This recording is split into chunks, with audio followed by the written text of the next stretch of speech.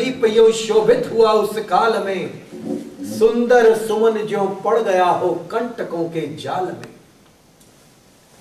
संग्राम में निज शत्रुओं की देख के ये नीचता, कहने लगा फिर यूं वचन, दृग युग करो से नीचता। निशस्त्र पर तुम वीर बनकर वार करते हो, है पाप तुमको देखना भी पामरो, सम्मुख न हो। दो शस्त्र पहले तुम मुझे, फिर युद्ध सब मुझसे करो। यूं स्वार्थ साधन के लिए मत पाप पथ में पद धरो। कुछ प्राण भिक्षा मैं न तुमसे मांगता हूं भीति से, बस शस्त्र ही मैं चाहता हूं धर्म पूर्वक नीति से। अरे कर में मुझे तुम शस्त्र देकर फिर दिखाओ वीरता, देखो यहां फिर मैं तुम्हारी धीरता गंभीरता। हो साथ क्या 100 भी रहो तो भी रुलाऊं मैं तुम्हें, कर पूर्ण रणलिप्सा भी क्षण में सुलाऊं मैं तुम्हें। निशस्त्र पर आघात करना सर्वथा अन्याय है, स्वीकार करता बात ये सब शूर जन समुदाय है। जानकर भी हाय से आती न तुमको लाज है, होता कलंकित आज तुमसे शूर जन समाज है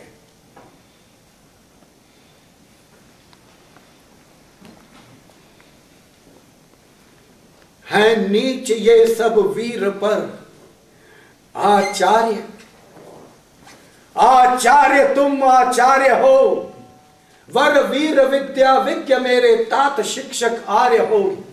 फिर आज इनके साथ तुमसे हो रहा जो कर्म है, मैं पूछता हूं वीर का रण में यही क्या धर्म है।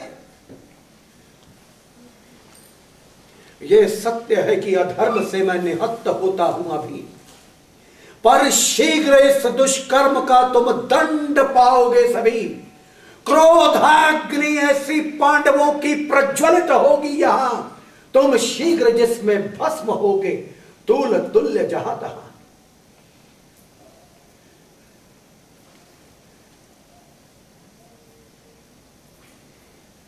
हे तात, हे मातुल, तुम हो जहां है प्रणाम तुमको वहीं। अभिमन्यु का इस भांति मरना भूल मत जाना कहीं। निरुपाय तब अभिमन्यु ये अन्याय से मरता हरे। निरुपाय तब अभिमन्यु ये अन्याय से मरता हरे। कहता हुआ वो वीर यो रणभूमि में फिर गिर पड़ा। हो भंग श्रृंग सुमेरु गिरि का गिर पड़ा हो जो बड़ा।